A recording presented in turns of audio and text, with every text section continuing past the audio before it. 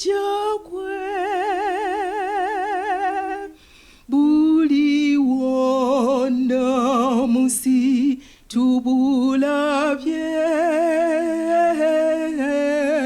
yimusa amaaso tunule waggulu kununulibwa kwaffe ffenna kusembedde.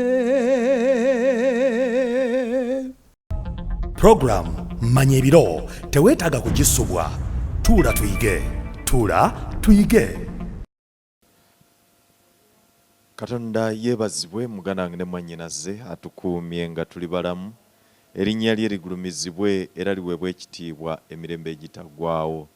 Njagala okwebaza Katonda akyatukuumye nga tuli balamu ate nkwaniriza muganda wange ne mwannyinaze nate ku 3 ABN mu kyokuyiga byaffe mu programu eno Manya ebiro wansi w'omutwe ugamba nti obunnabbi mu biseera.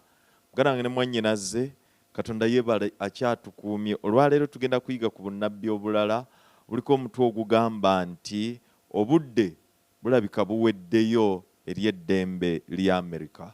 Katusabe. Katonda kitaffe omulungi ow'omu ggulu ogulumizibwe otenderezebwe era oweebwe ekitiibwa emirembe egitaggwaawo. Kwebaza Katonda waffe kubanga otukuumye n'otulabirira ate n'otuliisa. Tuze nate okuyiga ku kigambo kyo. Tusaba Mwoyo Mutukuvu atuluŋŋamye tukulembere mu byonna, tuwe amagezi n'okutegeera ebiva gy'oli. Tuve mu by'okuyiga bino nga tuyongedde okusemberera mu linnya lya Yesu Kristo Mukama waffe bwe tusabye. Amiina.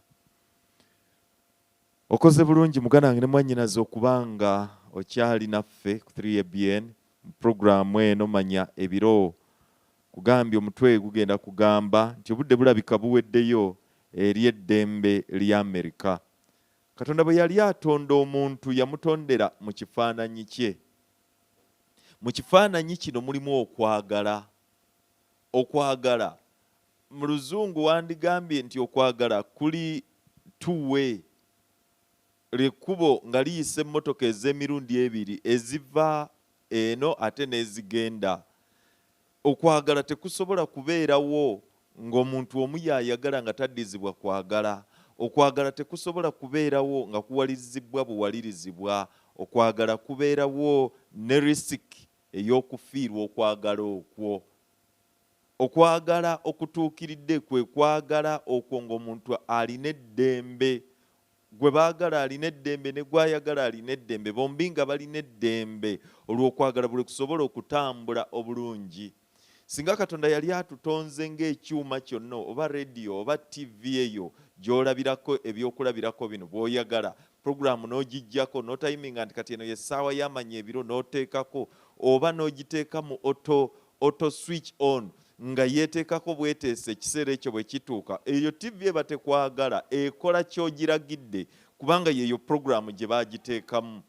Naye okwagala kulina ne risiki. Katonda bwe yali atonda omuntu yamuwa kulina risiki kuteekawo eddembe eri omuntu okwesalirawo. Katonda bwe yali atonda omuntu yamuwa eddembe yeesalirewo. Katonda bwe yali atonda omuntu teyamutonda nga kyuma ekikolera ku masannyalaze. Weewaawo newankubadde nga tulina amasannyalaze muffe, naye njagala okukakasa muganda wange ne mwannyinaze, Katonda yatutonda nga tulina eddembe ery'okwesalirawo mu kyonna kye tuba twagala. Era njagala okyetegereze kino muganda wange ne mwannyinaze, okitegerere ddala bulungi nti Katonda kitaffe oyo ow'omu ggulu tayagala tumugondere olw'okuba tumutya buti, naye ayagala tumugondere olw'okuba tumwagala. Kyava atugamba nti obanga munjagala munaakwatanga ebiragiro byange. Tetubikwata nti atulokole, tetubikwata nti atuwa emikisa, naye tubikwata kubanga tumwagala. Era olw'okuba teyatutonda nga kyuma eky'amasannyalaze nga kiroboti, yatuwa eddembe ery'okwesalirawo. Omuntu gw'oyagala abeera n'eddembe era tomuwaliriza buwaliriza ye kukwagala. Akwagala kubanga awulira akwagala, kubanga kyekyo ekiva munda mu ye. Katonda tayagala tumugondere olw'okuba tumutya nga tweraliikirira nti alina kyajja okutukola, naye ayagala tumwagale kubanga kyekyo kye tulonzeewo okukola. era bwe tumwagala y'ensonga lwaki bamalayika nabo ng'abantu baweebwa eddembe lyerimu, baweebwa eddembe lyerimu, eddembe ly'okwesalirawo, eddembe ery'okusalawo bakatonda bamwagala oba tebaamwagale. Mu ddembe eryo ery'okwesalirawo we waava ekizibu. Ekitonde ekyatondebwa nga kituukiridde, ekyatondebwa nga tekirina kunenyezebwa, ekyatondebwa nga byonna birungi, ekitonde ekiyitibwa Lusuubo, amakulu gaakyo nti omukwasi w'omusana, omukwasi w'ekitangaala, omukwasi w'ekitiibwa kya Katonda. Ekyo ekitonde ekyali kiyitibwa Lusuubo bwe kyasalawo obutayagala, bwe kyasalawo obutabeera kiwulize, bwe kyasalawo ne kirondawo okujeemera Katonda, mu maaso ga Katonda wennyini we waatandikira obuzibu. Mu maaso ga Katonda wennyini we waatandikira olutalo kasiggu, olutalo olunene nga bwe twaluyizeeko. Mu lutalo luno olunene mwe wava obuzibu. Mu lutalo olwo olunene lwe twalabye mu Kubikkula essula y'e12 we wasibukira ddala obuzibu. Ekitonde ne kyagala ate okusinzibwa. Ekitonde bwe kyayagala okusinzibwa, ebyava mu kyo bye biruwa. Ekitonde kino Katonda kye yatonda nga kituukiridde, Katonda eddembe lye yakiwa bwe kyalikozesa obubi, ekyavaamu ne kijeemera omutonzi waakyo. Singa Katonda, abantu batera okugamba nti singa Katonda bwe yalaba nga Sitaani ajeemye yamuzikiririzaawo, ekyo kyali kitegeeza ki? Bamalayika bandibadde bamuweereza si lwa kubanga bamwagala naye kubanga bamutya. Naye nga Katonda kye yali anoonya si bitonde binaamuweereza olw'okutya nti ajja bikola bw'ati, naye ebitonde ebinaamuweereza okuyita mu kwagala nga biwulira essanyu mu ekyo kye bikola. Ebitonde ebinaamuweereza kubanga kyekyo kye birina okukola. Olw'ekyo muganda ne mwannyinaze, ebitonde bino singa byali biweereza Katonda okuyita mu kutya, okwo tekwandibadde kuweereza kulungi, tebyandibadde na ssanyu, tebyandibadde na ddembe. Era ekirabo ekisingira ddala Katonda kye yali awadde abantu ne bamalayika kye kitonde eky'eddembe, kye kirabo eky'eddembe ery'okwesalirawo. Ekyo kye kirabo Katonda kyakyasinze okuwa abantu, ekirabo eky'eddembe ery'okwesalirawo. Era okuyita mu byafaayo by'omuntu, Katonda azze alina obusobozi obumuziyiza okukola ky'aba alina okukola kyonna. Naye olw'okuba yamuwa eddembe eryo, ekirabo ekyo eky'okwesalirawo, amuleka. Naye newankubadde yatuwa eddembe eryo, ate tatuleka mu kizikiza, amala kutulabula.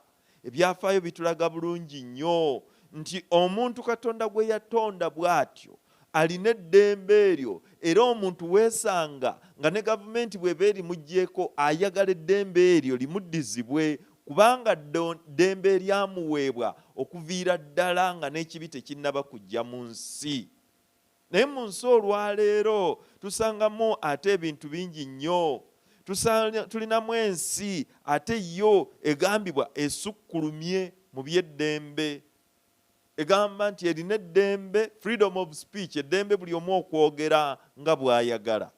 Eddembe eryo nga buli omu asobola okuyimirira n'agamba kino kinyiga, n'akigaana nti nedda kino kitunyiga. Eddembe ery'okusinza nga abantu bagenda ne basinza nga bo bwe baagala. Eddembe ery'okwerondera abakulembeze nga bwe baagala. Era ensi eno kigambibwa nti yekyasinza okubeeramu eddembe mu nsi yonna. Buli muntu yenna yensi gy'ayagala okubeeramu, yensi gy'ayagala okuddukiramu, yensi gy'ayagala okutuulamu, kubanga ajja kuba n'eddembe okwogera ky'ayagala, ekimuluma, ekimunyigiriza. Ensi eno okugenda okusituka okubeerawo, Bayibuli yali yakyogerako dda mu bunnabbi. Obunnabbi nga bulaga ensi eno engeri gy'eneesituka. Era Bayibuli eno Katonda talina kyakweka. Naddala ku nsi ezinaabaako ne kyezituusa kwabo abakkiriza Katonda. Ensi zino ajja azoogerako okuyita mu bunnabbi okusobola okulaga abantu be biki ebigenda okubeerawo. Ensi eno bw'eba esituka, Katonda alina engeri gy'agyogerako. Era singa abantu baali bagoberera Bayibuli ne bawoomerwa obunnabbi bwayo ne batakola nga bo bwe balowooza naye ne batambula nga Katonda bw'ayogera mu bunnabbi buno. Obunnabbi Katonda tabutuwa ffe tubuziyize kubeerawo. Eyo y'ensobi esingira ddala obunene. Katonda tatuwa bunnabbi nti tuziyize obunnabbi obwo buleme kutuuka, naye awo obunnabbi obwo mu Bayibuli atulage nti bino bye bigenda okujja era nja kubireka bibeerewo, naye mugume ndi wamu nammwe. Matayo essula ya 28 olunyiriro lwa 20 bw'atyo bw'atugamba nti mugume, laba ndi wamu nammwe kutuusa emirembe lwe giriggwaawo. Ali wamu naffe wadde ebizibu ebyo biri bityo, naye ng'abitulaze tatugambye birwanyisa kubiziyiza kubeerawo. Abitulaga naye nga ku nkomerero yaabyo waliyo omuwanguzi. Waliwo ekintu ekisinga okutawaanya abantu, kye kintu ekyokuba nti buli muntu alina eddembe lye, the desire to have one's own liberty, okukola kyonna ky'aba ayagala. Eddembe ng'ayagala okusinza nga limulekeddwa. Eddembe aleme kubeera muddu. Eddembe aleme kuba ng'anyigirizibwa ng'aliko abamunyigiriza. Eddembe ery'obutamusalirawo kikyalina okusinza ne kyatalina kusinza. Naye ate waliwo amawanga agamu ngeri eddembe abantu tebalirina. Era mu mbeera efaanana bw'etyo, abantu bwe babeera mu mbeera efaanana bw'etyo bakaabirira eddembe lyabwe. Bayinza oddikaabirira nga boogera oba si kyekyo ne bakaabirira Katonda. Era mu mbeera efaanana bw'etyo Katonda awulira. Waliwo eggwanga erimu lyanyigirizibwa okumala emyaka 403, naye ekiseera kituuka Bayibuli egamba Katonda n'agamba nti mpulidde okukaaba kw'abaana ba Isirayiri, ng'atuma Musa abaana bano asobole okuba abaana ba Isirayiri ng'eggwanga asobole okulijja mu Misiri mu buddu. Yagamba Musa nti mpulidde okukaaba okw'abaana ba Isirayiri kutuuse gye ndi. Era emirundi mingi Musa agenda eri Falaawo ng'amugamba bw'ati bw'ayogera Mukama, leka abantu bange bagende. Leka abantu bange bagende, ng'abakaabirira ayagala basobole okugenda mu mirembe. Era okuyita mu byafaayo abasajja n'abakazi bazze baagala nga bakaabirira emirembe, nga bakaabirira Katonda abayambe, abalala nga bakaabirira ddembe lya kusinza. Baagala kusinza Katonda nga bamusinza mu mirembe, awatali abawaliriza nti gwe sinza bwoti, awatali abawaliriza n'abasalirawo ku kiki ekituufu na kiki ekikyamu. Muganda wange ne mwannyinaze, abasajja bano bwe baanyigirizibwa ekyenkanidde awo mu Bulaaya, mu Europe, eddembe nga libabuze okumala emyaka 1206, ekiseera kyatuuka ne batandika okunoonya wa we bayinza okufunira eddembe. Buli omu akozesa eddembe lye, conscience ye, asobole okusinza nga ye bw'awulira mu ddembe Katonda ekyo kyamugamba okusinza.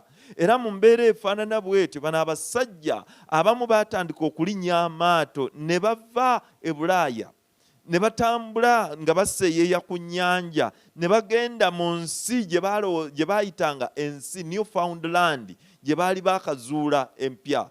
Eno gye baalowooleza nti bajja kufuna emirembe okusinza Katonda nga bwe baagala. Era Katonda ne bamwebaza okubatuusa mu nsi eyo gye baali bavumbudde empya. Bwe kiti amawulire ne gabuna, abantu bangi ne badduka bagende mu nsi eno ewatali kunyigirizibwa. E Bulaaya nga wajjudde okunyigirizibwa, e Bulaaya nga wajjudde obutasinza nga abantu bwe baagala, Europe ng'ejjuddemu abantu okuttibwa, Europe ng'ejjuddemu abantu obutaba na ddembe lya kusoma Bayibuli ku lwabwe. Abantu bano ate badduka ne bagenda mu nsi endala gye basobola okusinziza n'emirembe. Waliwo okutambula kunene nnyo, okusenguka kw'amaanyi nnyo okuva mu Eastern Europe ng'abantu bagenda enkumi n'enkumi z'abantu nga zikumba ziva eno mu Eastern Europe ne zikuŋŋaanira mu bifo ebirala ne balinnya amaato basobole okugenda okusobola okusinza nga Katonda nga bwe bawulira Katonda bwe bagwanidde okumusinza. Era mu biseera bino Middle Ages, medieval church eno eyali ebanyigiriza ne basenguka okuva eno, abasajja n'abakazi bano nga bakaabirira emirembe, bakaabirira eddembe ly'okusinza. abamu ku bo baddukiranga mu nsozi eno gy'osanga ba Waldenses nga bwe twabalaba mu kyokuyiga ekyaliko omutwe ogugamba nti lwaki enzikiriza nnyingi. Bano beekweka mu nsozi nga bawulira eyo gye banaafunira eddembe. Abalala ne bagenda mu nsozi mu Italy, abalala ne baddukira mu maserengeta aga France ne beekweka eyo. Lwaki? Kubanga waliwo okwegatta kw'ekkanisa, church state dominance.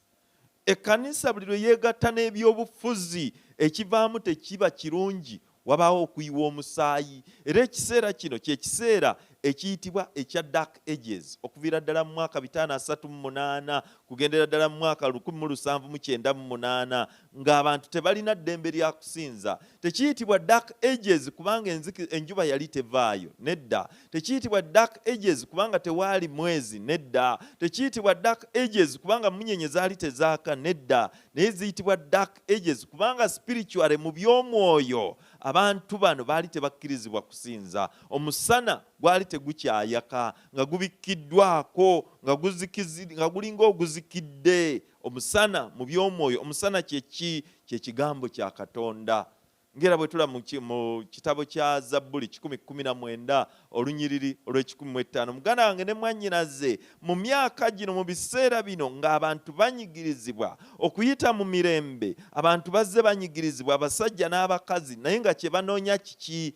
Ddembe eryabwe ery'okwesalirawo, ddembe ery'okutulibwako enjegere ez'obutasinza nga bwe ez'okusinza nga tebakkirizibwa kusinza nga bwe baagala, eddembe ery'okusisinkana Katonda bayogere naye, eddembe ery'okuba nti buli omu asinza nga Katonda bw'awulira bw'agwanidde okumusinza. Bwe kityo bano bwe badduka baasibira mu nsi endala, ensi gye baatuuma erya United States of America. Ensi eno bwe bagituukamu ne bagibeeramu, mwalimu eddembe. Buli ddembe lyonna, every democratic society ezimbibwa ku musingi ogw'okuwa abantu eddembe. Era eggwanga lino lyazimba ku musingi ogw'eddembe ery'okusinza, eddembe ery'omuntu okwesalirawo. Era kino ne bakiteeka ne mu constitution yaabwe. Bwe baali bakola constitution yaabwe, ebimu ku bye bassaamu lyali ddembe ery'okusinza ng'omuntu bwe yandigwanidde, bwe yandirowoozezza ti bw'atyo bw'asaanidde okusinza. Era eddembe lino ery'okusinza eryabaweebwa ne bateekamu ebigambo mu constitution yaabwe nti tulina olukiiko ne lusalawo mu ssemateeka waabwe ne bassaamu ekigambo nti olukiiko olukulu terukyaddayo kukola tteeka lyonna eritongoza eddiini okuziyiza oba okuziyiza eddembe lyayo. Ekyo kye baasooka okuteekamu, ne baawula eddiini, eby'eddiini, eby'enzikiriza n'ebyobufuzi, buli kimu nga kiri kyokka. Era ne bagamba nti tewagenda kubeerawo state religion mu nsi yaabwe, tewagenda kubeerawo ddiini ya ggwanga, buli omu wa ddembe okwesalirawo okusinza nga ye bw'ayagala. Constitution eno egenda maaso n'egamba nti tulina amazima gano nga ga lwatu nti abantu bonna benkanankana era baweebwa Katonda eddembe eritayinza kubaggyibwako, nga mulino mulimu okubeera abalamu, okubeera ab'ebbeetu n'okunoonya essanyu. Olw'ekyo mu mbeera efaanana bw'etyo, bano ne batuuka okubeera nti balina eddembe okuba abalamu, balina eddembe okwesalirawo, balina eddembe okusinza nga bwe baagala, nga tewali ddiini ya ggwanga nga bwe kyali kibadde mu Bulaaya. Era mu mbeera efaanana bw'etyo, bwe tuddayo emabega mu kitabo kya Yoswa essula eya 24 olunyiriri olw'15, ne Katonda yali awadde eddembe lyerimu. Katonda ng'ayitwala abaana ba Isirayiri abajja mu nsi ey'e Misiri, bw'abatuusa mu nsi eno nga Musa amaze okuwummula, Musa amaze okwebaka, Katonda abantu bano abawa eddembe. Agamba Yoswa ebigambo bino, mulondeewo leero. Yoswa ayogera ebigambo bino, mulondeewo leero gwe munaasinza, gwe munaaweerezanga. Mulondeewo. Katonda bw'aba ayagala abantu be ng'ayagala abanaamusinza tabawaliriza. Okuviira ddala nga n'ekibi tekinnaba kubeera mu nsi, mu lusuku Adeni Katonda ng'atonda ensi ateekawo eddembe ery'okwesalirawo. Bw'abateeka mu lusuku abagamba emiti gyonna egy'omu lusuku munaalyangako nga bwe mwagala, naye omuti ogw'okumanyanga obulungi n'obubi temugulyangako, kubanga olunaku lwe muligulyako temulirema kufa. Lyali ddembe, baalina eddembe okusalawo okugulya oba obutagulya. Naye Katonda ng'abateereddewo okulabula ti bwe banaalya ku muti ku bibala byagwo bajja kufa, so bwe bataabirye bajja kubeera balamu, bwe banaabeera abawulize gy'ali. Kakati ate n'eggwanga erya Isirayiri bw'alijja mu buddu, bw'aba abayingiza mu nsi gye yabasuubiza emyaka 40 nga gimaze okuyitawo n'emyezi 6, bw'abatuusa wano Yoswa ayogera ebigambo bino: mulondeewo leero gwe munaaweereza, mulondeewo gwe munaaweereza. Mu mbeera efaanana bw'etyo eddembe eryo Katonda lye yawa omuntu lirina okusigala nga livuga, lirina okusigala nga ligenda mu maaso. Okunyigirizibwa we kubeera ekkanisa omulimu gwayo omukulu kwe kulaga nti Katonda abantu yabawa eddembe, kwe kuvugisa ebide ebiraga nti Katonda bw'ati bw'agamba mulondeewo leero gwe munaaweereza. Ekkanisa tewaliriza bantu kusinza byegamba ku kifuba. Ekkanisa eyigiriza buyigiriza nerekera abantu beesalirewo, kubanga ekkanisa eriwo ng'eddoboozi lya Katonda. Eddoboozi lya Katonda liwa abantu eddembe okwesalirawo. Waliwo ensi ezimu ng'eddembe eririmu nga gavumenti yesalawo kiki kye banaasinza, na ngeri ki gye balina okusinzaamu, na ddiini ki gye balina okusinza. Eryo si ly'eddembe Katonda lyagaba. Eddembe Katonda lyagaba, eddembe eryo lye yawa omuntu. Eddembe eryo limuwa ekiseera, limuwa ebbeetu okusalawo engeri gy'abaasinzaamu, okusalawo ani gw'abaasinza, okusalawo kiki kyabaakola. Mu mbeera efaanana bw'etyo muganange ne mwannyinaze, kino kituleetera okumanya nti Katonda wa kisa. Y'ensonga lwaki Sitaani bwe yajeema mu ggulu teyamutta. Singa yamutta kyandibadde kiraga ti ebintu bye tebiriimu kisa, tebiriimu mirembe, Katonda dikiteeta anyigiriza bunyigiriza. Era singa yakikola bw'atyo n'amuttirawo, muganange ne mwannyinaze, njagala okukutegeeza kino: singa Katonda yattirawo Sitaani n'amuzikiriza, kyandibadde kitegeeza nti Sitaani awangudde. It's a bold statement, naye njagiddamu.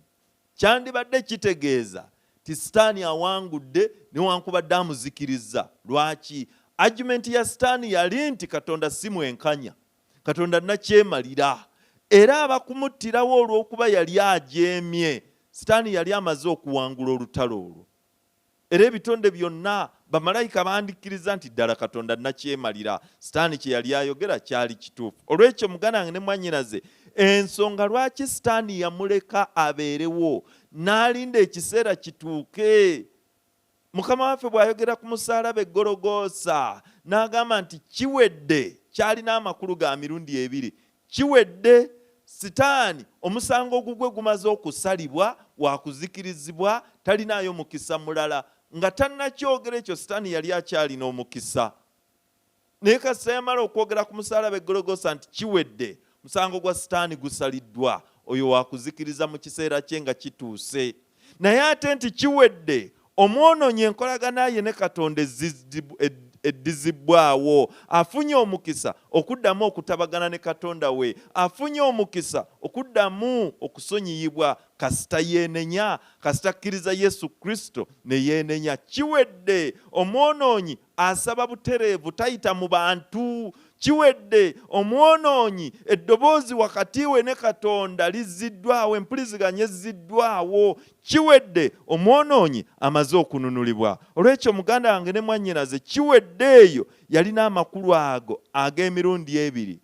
Yokaana bw'aba awandiika mu kitabo kyakubikkulirwa, ekitabo ekisemberayo ddala mu Bayibuli, ekiwumbawumba ekiraga biki ebigenda okubeerawo mu biseera eby'enkomerero. Yokaana bw'aba awandiika ebitabo ebyo, bw'atunula mu ggulu n'alaba, awulira eddoboozi ery'omwana gw'endiga gwa Katonda, ery'akaliga ka Katonda, era awulira Yesu Kristo ng'ayogera ebigambo bino ebiri mu kitabo kyakubikkulirwa essula eya 22 olunyiri olw'17 nga ebigambo ebyo byayogera bye biruwa. Yokaana ng'awuliriza agamba nti era omwoyo n'omugole boogera nti jangu, naye awulira ayogera nti jangu.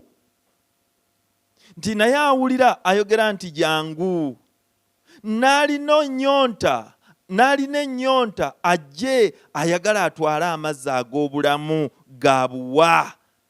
Muganda wange ne mwannyinaze, omwoyo oli n'omugole agenda okuwasa agamba nti jangu.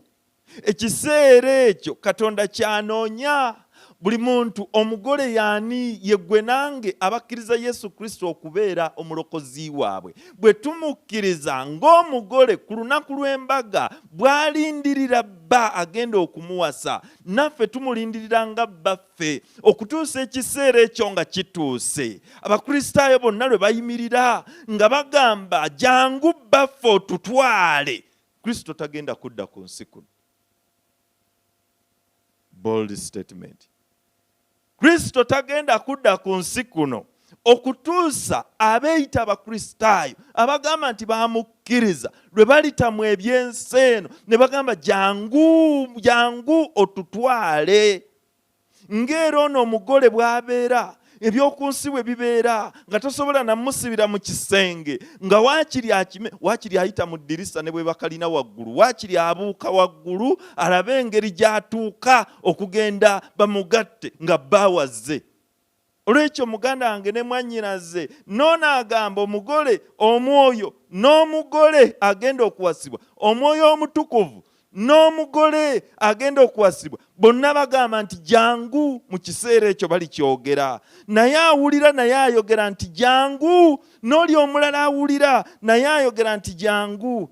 Era alina ennyonta ajje eri Mukama waffe ayagala atwale amazzi ag'obulamu, amazzi ago anywe awone ennyonta emutawaanya. Muganda wange ne mwannyinaze, njagala okukutegeeza nti ffe Katonda yatuwa eddembe. Bw'oba oyagala okufumbirwa teri akukaka, teri bufumbo bwa kifuba, nedda, obufumbo bwonna buba bwa ddembe. Era y'ensonga lwaki ono omugole ono aba yeejaga bwejazi, alindirira. Yesu Kristo agamba ebigambo bino tisiri kuwaliriza. Akaliga kano ak'eddembe kakuwa eddembe. Akaliga kano kakuwa eddembe. Yesu Kristo akuwa eddembe, naye omulabe Sitaani awaliriza buwaliriza. Ebibye bya kifuba, bw'ogaana nja kutta, era nsaasira bannaffe abasamira. Bw'ogaana ng'akulumba akutuga ekiro okumusinza. Bw'ogaana okuteeka ensimbi mu bigali ng'akutta. Bw'ogaana okukola otya ebyo nsanga nga biyise. Kyenva neesinziriza Katonda wange ampe emirembe, ampe eddembe okumusinza mu ddembe. Naye ate era newankubadde musinza mu ddembe, naye ampa okulabula nti bw'otansinze nja kkuta, era bw'otansinze ojja kuba osinza mulala. Olw'ekyo muganda wange ne mwannyinaze, ekitabo kino ekyakubikkulirwa kyekiva kyogera ebigambo ebyo nti oyo yenna ayagala kyeyagalire. Ddembe lyo ayagala kyeyagalire, ajje anywe amazzi, ajje anywe ku mazzi ago ag'obulamu, ga buwa, ga mirembe. Naye ate ensolo eyogerwako mu kubikkulirwa essula ey'e13 ewaliriza buwaliriza abanaagisinza. Bayibuli bw'etyo bw'egamba. Bwe weetegereza ekitabo kino ekyakubikkulirwa, ekitabo ekikwata ku bigenda okubeerawo ng'ensi eno eneetera okuzingibwako, ebirimu byonna mu kitabo kino ekyakubikkulirwa bikwata ku kintu kimu: kusinzibwa. Who is to be worshipped? The creator or the creature? Ani alina okusinzibwa? Naye Katonda ye agamba bya mirembe ebyange. oba mwagala okunsinza munsinze na mirembe. Yensonga lwaki byonna ebibaawo yamala kutulabula. Ensonga esingira ddala obukulu yeeyo, ani asinzibwa, ani atalina kusinzibwa, ddembe lya kwesalirawo ani gw'onoosinza. Kyava ayogera ebigambo bino mu kubikkulira essula y'e13 olunyiri olusooka n'olwokubiri. Agamba ebigambo bino, ne guyimirira ku musenyu ogw'ennyanja. Ne nnyimirira ku musenyu ogw'ennyanja, ne ndaba ensolo ng'eva mu nnyanja, erina amayembe 10 n'emitwe 7. Ne ku mayembe gaayo nga kuliko engule 10, ne ku mitwe gyayo amannya ag'obuvvoozi. N'ensolo gye nalaba yali efaanana ng'engo, nga n'ebigere byayo yali efaanana ng'engo, nga n'ebigere byayo nga bya ddubu, n'akamwa kaayo ng'ak'empologoma, n'ogusota gwe gwagiwa amaanyi gaayo, n'entebe yaayo ey'obwakabaka n'obuyinza bungi nnyo. Bwe weetegereza wano waliwo obubonero 7. Obubonero buno 7 nga bulina kye bulaga, bulaga amaanyi ag'ensolo. Obubonero buno 7 bwayogerako wano, bwe tubutunulira ne tubwetegereza, waliwo ensolo esooka eri mu kubikkuliro esooka mu kubikkuliro essula y'e13. Essula eno egabanyizibwamu emirundi 2. Mulimu ekitundu eky'ensolo esooka. Ensolo eno esooka lunyiriri olusooka paka ku lw'e10 lwagyogererako mu kitabo ekyakubikkulirwa. Kati ate ensolo ey'okubiri era mu kitabo mu ssula y'emu eva ku lunyiriri olw'e11 okweyongerayo. Ensolo eno esooka agamba mu lunyiriri olusooka nti nennyimirira ku musenyu ogw'ennyanja, ne ndaba ensolo ng'eva mu mazzi. Yokaana ayimiridde, mu kuyimirira kwe ku musenyu ogw'ennyanja wayimiridde alaba ensolo ng'eva mu mazzi. Twayiga era ne tutegeera nti Bayibuli mu bunnabbi bw'eyogera ku mazzi eba etegeeza mu kifo omuli abantu abangi. Ensolo eno gy'ayogerako bw'oba weetegereza mu by'okuyiga bye tuzze tuyiga, mu kyokuyiga kye twayigako ekyaliko Danyeri essula ey'omusanvu, essula eyo yalimu ebisolo ebyo 4. Ekisolo ekimu yali empologoma eyali etegeeza obwakabaka obwa Babuloni.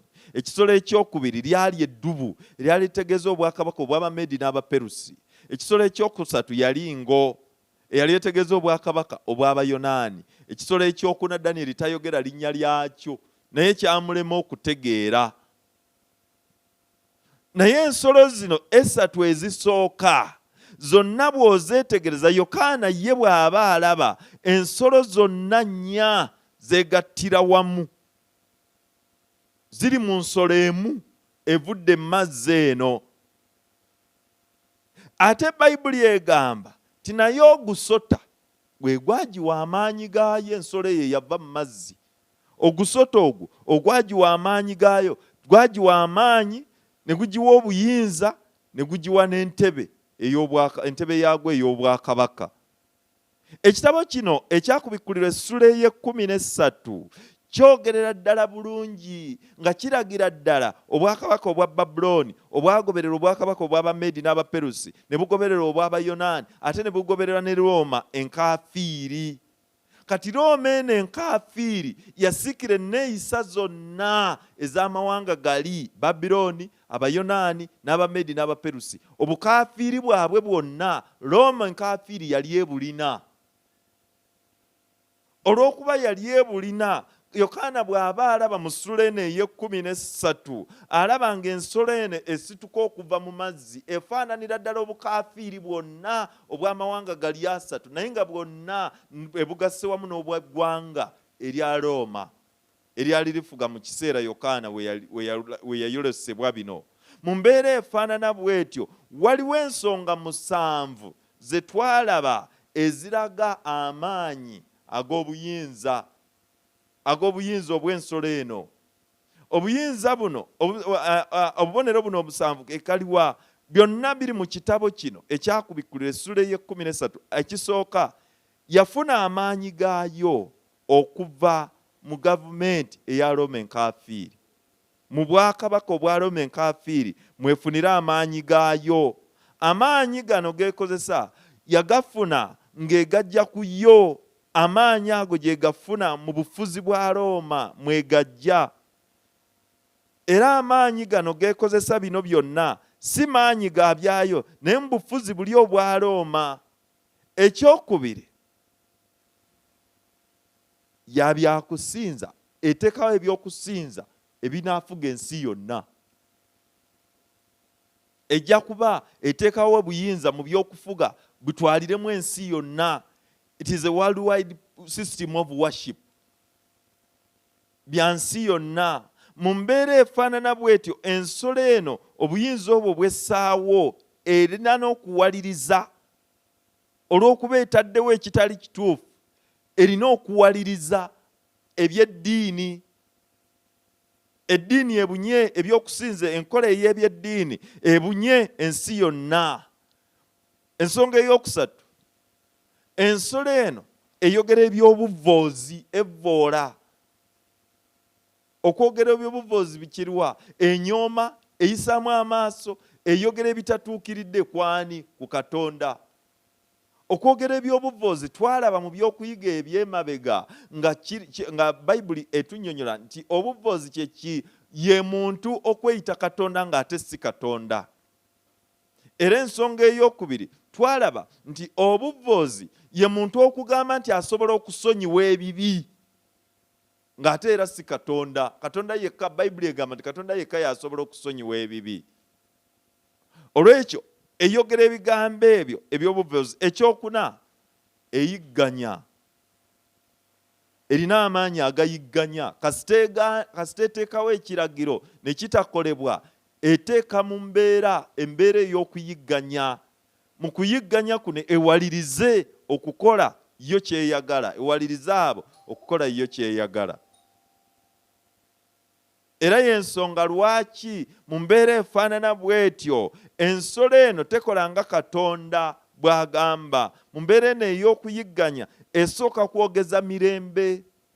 Bw'eba eyogera ng'ey'omukwano ennyo, eyogera ng'ey'eggonjebwa, eyogera nga enzikakkamu ennyo. Naye bw'eraba nga eby'obukakkamu biganye ekozesa ekifuba.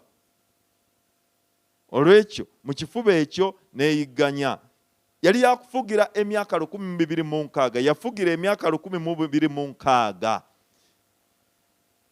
Emyaka egyo 206 gyaliwo okuva 538 okutuusa mu 1798. Kakati emyaka egyo bwe giggwako, Bayibuli eraga ti ensolo eno yafuna ekiwundu.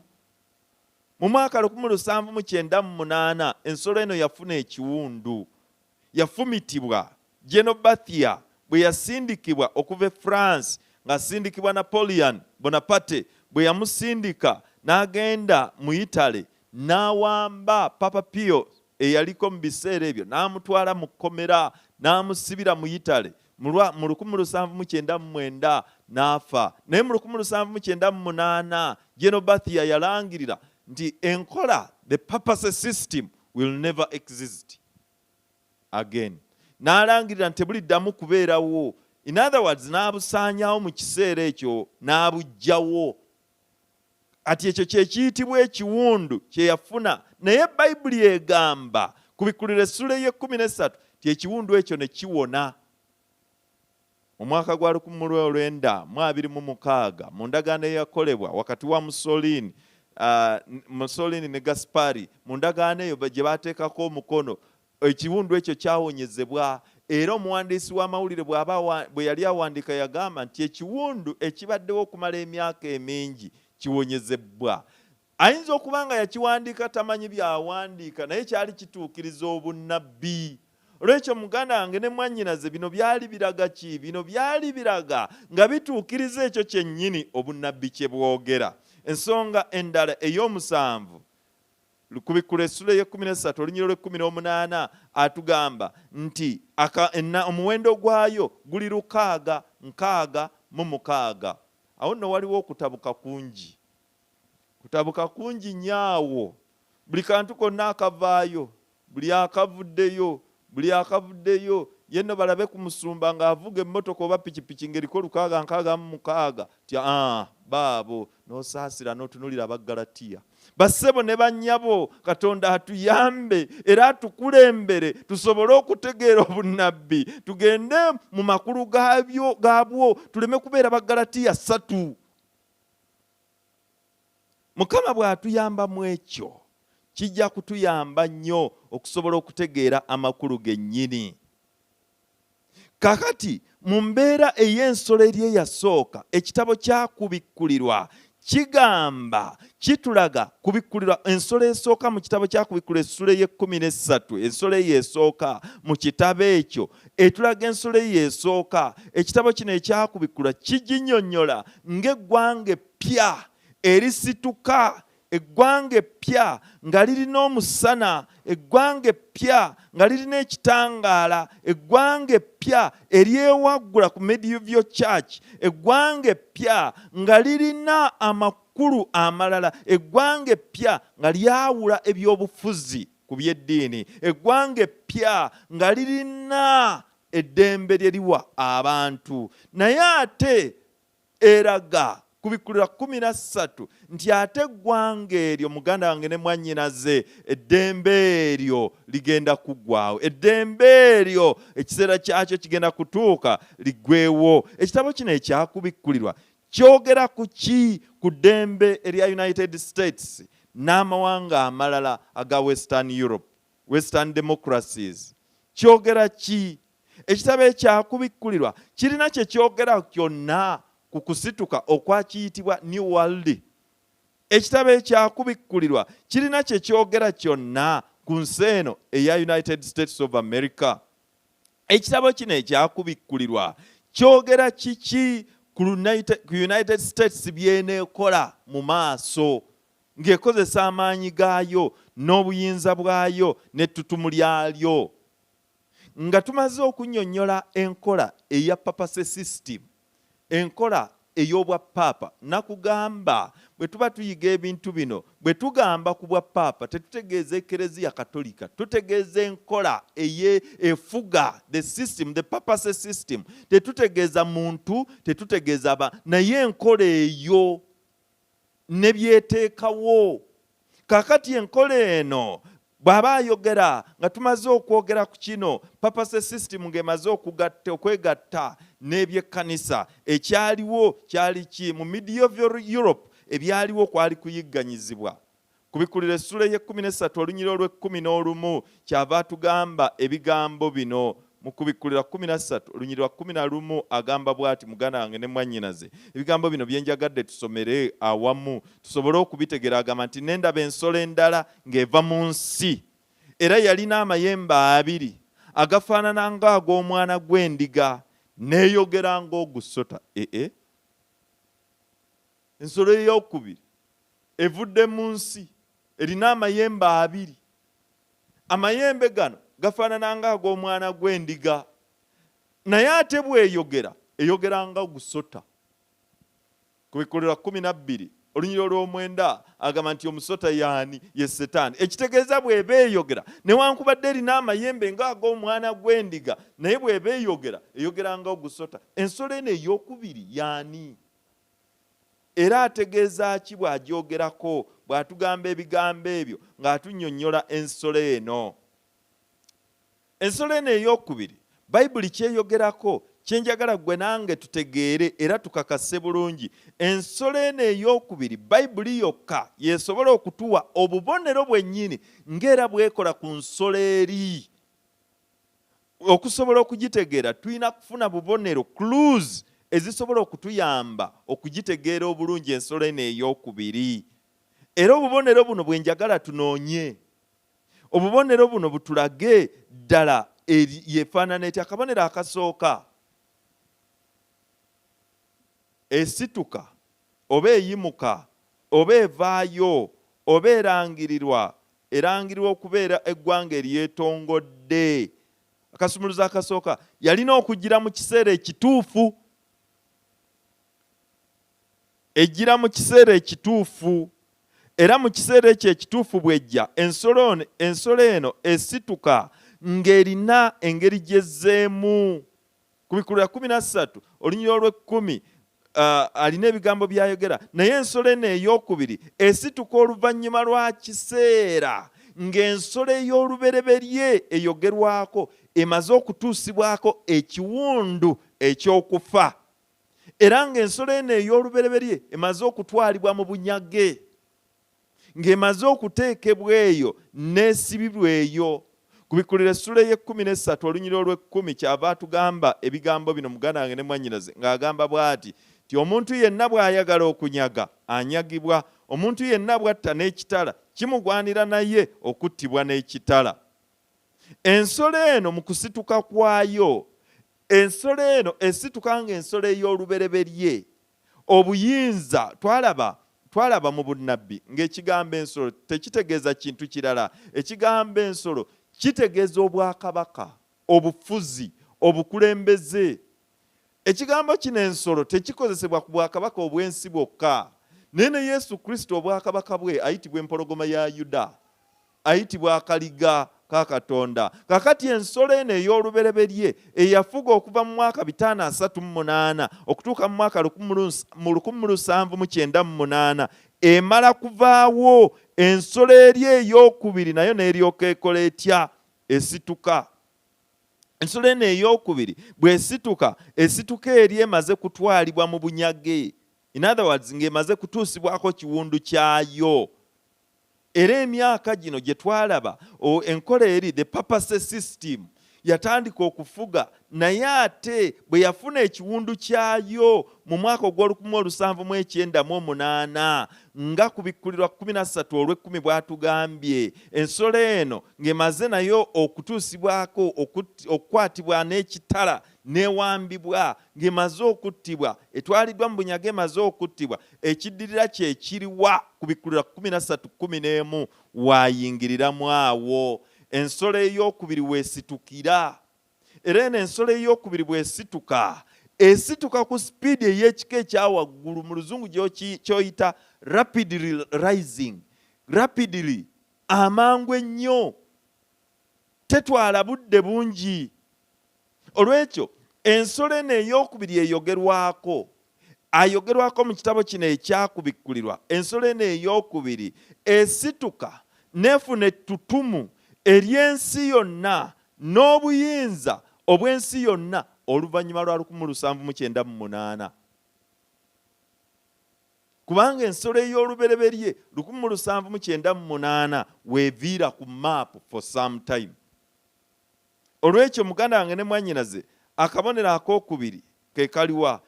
Ensolo eno esituka mu kifo ekituufu. Wali kyabadde mu kiseera ekituufu, naye kati ku mulundi guno eno esituka mu kifo ekituufu. Ke kasumuluzaako okubiri, yalina okulabikira mu kifo ekituufu. Era ekifo ekyo ekituufu ku Bikulwa 13:11 egamba ti nendaba ensolo endala ng'eva mu nsi, era yalina amayembe abiri agafaanana ng'ag'omwana gw'endiga n'eyogera ng'ogusota. Esituka mu kifo ekituufu. Mu kifo ekituufu mwennyini mwesitukira. Era mu kifo kino ekituufu mwesitukira mu kiseera ekituufu kyennyini. Ebigambo ebyo ebijoogerwako bwe tuba twagala okubitegeera obulungi, tulina kuddayo mu Bikulwa 13 okusituka kwayo gye kuli, gye kutandikira. Mu ssula 13 olunyiriri olusooka olugamba lutya nti n'ennyimirira ku lubalama ku musenyu gw'ennyanja n'endaba ensolo ng'esituka okuva mu nnyanja. Olw'ekyo muganda wange ne mwannyinaze, ensolo eno eyasooka bw'emala okusituka, eri endala nayo ejja mpola mpola. Yo yava mu mazzi. Amazzi ge twalaba nga kitegeeza abantu abangi. Naye ate ensolo ey'okubiri olunyiriri lutugambye olw'e11 yasituka mu kifo ekikalu. Mu kifo ekikalu omutali mazzi. In other words, opposite ey'omutali bwe gaba nga gali mazzi, nga wano teri mazzi, kitegeeza eno teri bantu. Tewali densely populated ng'eri ensolo eyasooka gye yasitukira. Mu mbeera efaanana bw'etyo, ensi mu bunnabbi kitegeeza ekifo ekikalu. Ku Bikulwa 17 olunyiriri olw'e15 atugamba ebintu ebyo. atya nti omukazi gwe walabye lwaki tetusomerayo ddala ku Bikula 17 olunyiri lwa 15 katugendeyo tusomereyo ddala bulungi tulabe ebigambo ebyo Katonda nga bw'ayogera agamba bw'ati gamba ebigambo bino naŋŋamba nti amazzi ge walabye omwenzi waatudde be bantu n'ebibiina n'amawanga n'ennimi olw'ekyo bw'agamba nti obanga ennyanja kitegeeza ensi omujjudde abantu kitegeeza ensi enkalu kitegeeza nti eyeeba erimu abantu batono liba ddungu ensi eyo liba ddungu olw'ekyo ensolo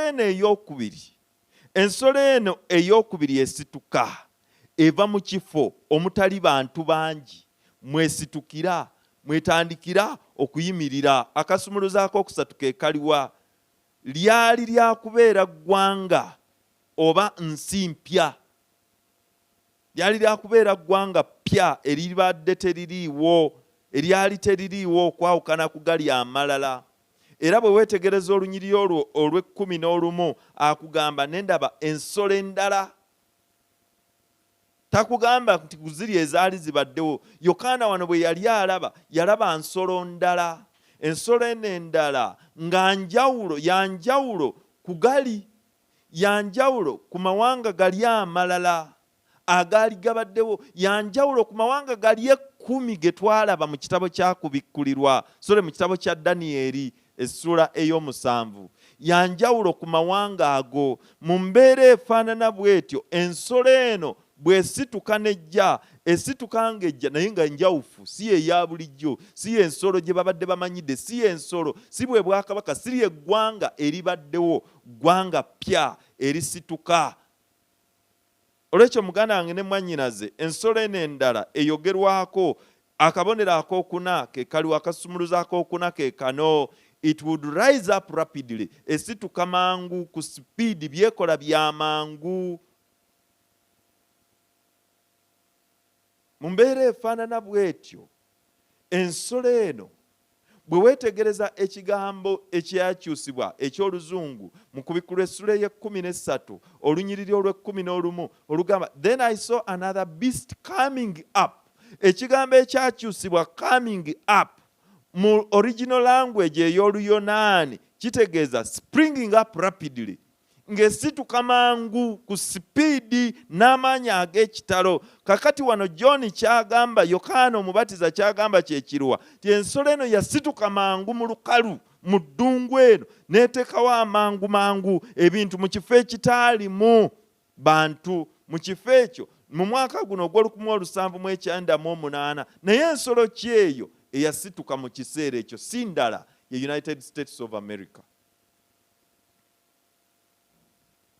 Akabonero ak'okutaano ya Eddembe akasumuluzo ak'okutaano ya Eddembe it would be a democracy eweddembe abantu baalyo mu ntandikwa yensonga lwaki agamba mu Kubikkulwa 13 olunyiri olw'11 ng'erina amayembe ng'ag'endiga ng'ag'omwana gw'endiga amayembe gano gategeeza ki ejjembe erimu eddembe ery'okwesalirawo ery'ebyobufuzi ejjembe eddala yeddembe ery'ebyeddiini nga byawukanye nga tebiri wamu nga tebyegasse olw'ekyo muganda wange ne mwannyinaze ensolo eno eyogerwako obuyinza buno obwogerwako amayembe kabonero ka buyinza bwe kaba kabonero ka buyinza ensolo eno yaate obuyinza bwayo bupya it's a new power its new power is also a democracy bwa ddembe teri byakunyigiriza bantu olw'okuba ensolo eno teyalina ngule ku mitwe gyayo kitegeeza ki ensolo eri eyasooka yalina engule ku mutwe gwayo naye ensolo eno ey'okubiri terina ngule ku mutwe gwayo kitegeeza ki crowns on horns indicate kingly power era engule zino bw'ozisoma nti ng'erina engule ku mutwe gwayo eraga bwakabaka kitegeeza bwansikirano ono avaako naddako naye ate enjawulo eri ku eno yo terina kabonero ako Kubikkulwa essula y'e13 olunyiriri olusooka bw'olusoma olaba ng'ensolo eno eyasooka okusituka yalina amayembe 10 era ng'erina n'engule 10, naye eno yo erina mayembe gokka. Mu ssula eno eyo mu lunyiriri luno olw'e11 tojja gisanga ng'erinako engule. Togisanga ng'erinako ngule. Lwaki? Kubanga mu bufuzi obwayo temuli bwakabaka. Byakulonda demokrasi, mwesimbewo mubalondemu, kwe balonda yagendako, si byansikirano. Olwekyo eddembe ery'okusinza n'eddembe ery'okulonda abakulembeze, political elections. Kabonero akasumuluzo ak'omukaaga ke kaluwa, akasumuluzo ak'omukaaga ke kano, akasumuluzo ak'omukaaga, it would have worldwide influence. Ejja kubeera n'ettutumu mu nsi yonna. Kubikkulwa 13 olunyiriri olw'e12 atugamba atya? Kubikkulwa 13 olunyiriri olw'e12 kyava ayogera ebigambo bino. Agamba bw'ati: neekoze obuyinza bwonna obw'ensolo ey'olubereberye mu maaso gaayo. Etandikira mu bya ddiini, eddembe ery'abantu, naye ate ekoze obuyinza bwonna obw'ensolo ey'olubereberye mu maaso gaayo. Agenda mu maaso n'agamba nti neesinzisa ensi n'abatuulamu ensolo ey'olubereberye eyawona ekiwundu eky'okufa. Aya! Esinziza bonna, ewaliriza bonna okusinza ensolo ey'olubereberye. Newankubadde yatandikira mu ddembe, newankubadde nga yatandikira mu bitiibwa, newankubadde nga yatandika ewa buli omu eddembe ery'okwesalirawo, naye bw'emala okufuna ettutumu, bw'emala okufuna obuyinza mu nsi yonna, bw'emala okweddiza amaanyi, bw'emala okufuuka super power, ewaliriza buli omu okusinza ensolo ey'olubereberye. Nkugambye bwe tubadde tuyiga ti ensolo eri ey'olubereberye etegeeza obwakabaka. Bye ngenda okuddamu nkunnyonnyole bwe tunaaba tukomyewo mu kyokuyiga kyaffe ekiddako. Saba Mukama akuyambe, nanga nnyambe, ffenna atuyambe tusobole okwongera okutegeera Katonda nga bwe yajja atulaga obunnabbi bwe mu kitabo kino ekyakubikkulirwa, ebigenda okubeerawo ku kkanisa ye, ebigenda okubeerawo ku abo abamukkiriza, ebigenda okubeera ku bantu be, tusobole okubitegeera, tudduke amaanyi n'obuyinza bw'ensolo eno ebuzaabuza. Mukama akumpeera omukisa, Mukama akuyimusiza amaaso ge, Mukama akuwa emirembe, akwasiza amaaso ge era akuwa emirembe ku bwa Yesu Kristo Mukama waffe. Amiina.